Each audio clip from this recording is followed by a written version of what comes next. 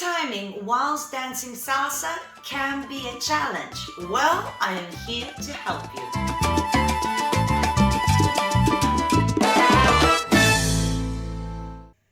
Hello my beautiful subscribers, Rasa the dancer is here, and today I'm gonna try and help you with keeping salsa timing.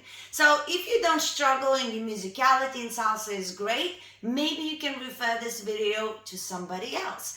But if you are the one that is not 100% sure whether they're doing right with salsa music, this could be really helpful. Now, I'm not going to be breaking down the music and the musicality. I have done some videos for that as well. So I'll make sure in the end of the video, I will tag you those videos so you can watch them as well. Because it's very useful, of course, to break down the music and understand how to treat the music. But whilst you're in that process, because it doesn't happen overnight, I want to give you some tips. So when you're dancing right now, there's already immediately something that you can think about to help you with the timing. So in the background, you want to be working on the music, understanding the instruments, understanding ups and downs and how to find all of the beats like 1 and 5 and the stops. But while that process is happening and while you're still training your ear, because it is about the muscle in the ear, you have to listen to so much music to understand it. I will give you some tips that you can use immediately right now to help you with keeping the timing. So, I'm not going to tease you any longer. Let's get it started. Tip number 1, you have to start the dance and you are told to find your 1. So the first tip that I can give you if you are a follower is to relax and let the leader start. Now, if the leader starts on 1, that's your half battle solved. You start your rhythm as the leader starts. You don't predict it. You don't rush into it. You wait for the leader to lead you into that first beat and then help you to continue going through that rhythm as the dance continues. Yes, so let the leader lead. Now, if you are a leader, you have to decide when you're going to start the dance. This is where it gets tricky. If you ask somebody to dance that you feel are in a good level and you have confidence in them, allow your follower to start the first beat. So pause a little bit, raise the hands, and give a little bit of a second of a break, and then usually the more experienced followers, they will guide you into the beat. Now, again, it's not guaranteed that they're gonna go for a good beat, but if you already know that you are struggling with finding your 1, this is a very good way to start. They allow you, the more experienced dancers, to start on the correct beat most of the time. Yes? Now, if you're also dancing with the less experienced person and you're not sure whether they know their rhythms, then it's a good thing to maybe see a couple of couples around you and just glance and see where their first beat is. Now, if that cannot happen, then you have to listen to the music and whatever beat you've chosen, just commit to it, okay? Usually we start on 1 and we continue dancing on 1. Sometimes the music changes, sometimes things happen, but if we're still in that process of understanding music, we have to start somewhere.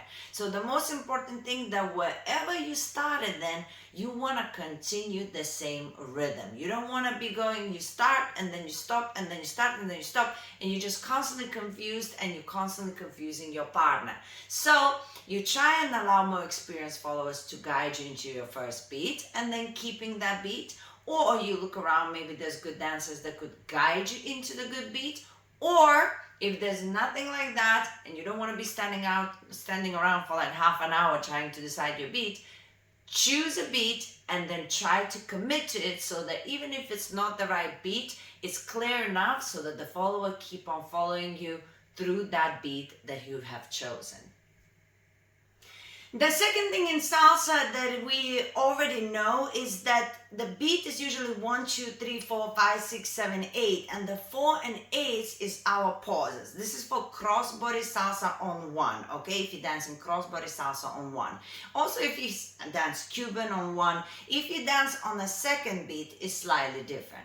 But if you're dancing the crossbody on 1 or Cuban on 1, usually it's 1, 2, 3, 4 is the pause, and then 5, 6, 7, and 8 is the pause. So if you're pausing on 4 and 8, that's great. However, when you're just starting, your 4 and 8, if you think about it as a pause, you can't yet determine how long is the pause, if that makes sense. So sometimes you rush through 4, or through 8, or you are too slow on 4 and 8, and it's still really hard to continue the beats.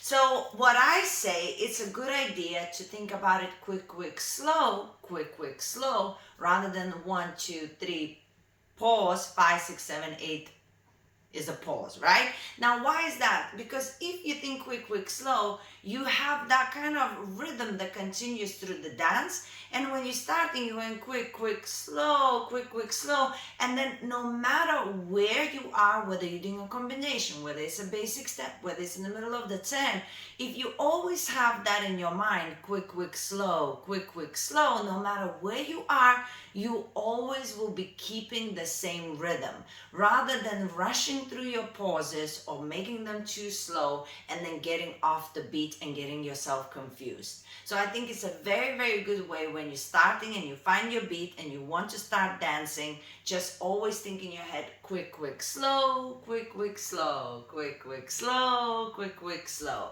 Not quick, stop, quick, stop, or whatever, and then you don't know where to start or stop anymore, right? So that's another tip that I always say to my students, quick, slow. And final tip that I believe is super important is, even though we all understand that dancing is a process and not everybody can hear music as quickly, and sometimes it takes a long time for us to hear the right beat, when to start and how to continue, and it's hard to keep the beat going.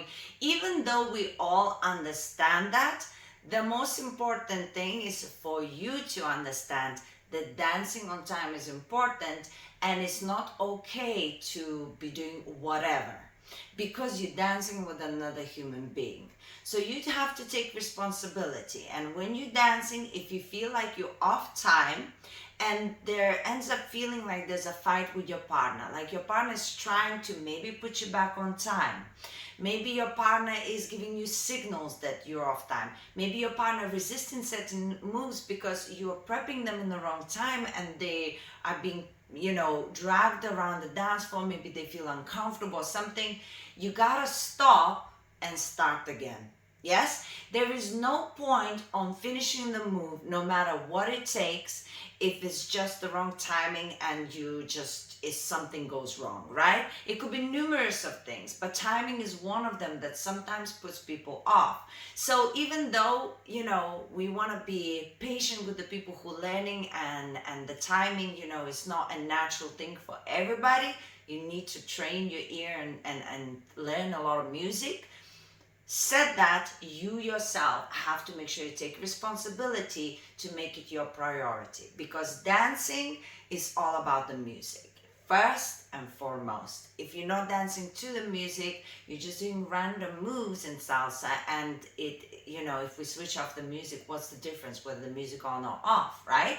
So if you take responsibility and you understand that if something goes wrong, it's better to stop and start again, rather than if something goes wrong, you're like, well, I'm just gonna do it no matter what. Then your partner is not enjoying the dance. They would appreciate it much more and have much more patience with you if you take your time, and if you make mistakes, you stop and you start again, rather than just drag them on the dance floor, and no matter what timing you're doing, you think, oh, well, we're just having fun. It's a teamwork, and not everybody's on the same wavelength. Yes, that's why we have certain rules when we dance salsa. So that's my final tip. Whilst you're on your journey and you want to make sure that people want to dance with you while you're still learning your timing, you have to make sure you take some responsibility and you treat them like with respect, and you acknowledge the fact that you struggle with your timing. I made this video because I know there's a lot of people who are frustrated that they are learning the music but it's just taking forever, and they are feeling like, okay, I know I'm off time, but I just cannot fix it right now. So I made this video. Hopefully this is helpful for you. And if you have any comments that you think would also help out these people who are struggling with time, please leave a comment. This is for the community to actually grow and get better. And as promised, guys, I'm gonna tag these videos right here. You can click on them and learn a little bit more about musicality as well. That's also super important. And now subscribe if you haven't, and a big kiss for you.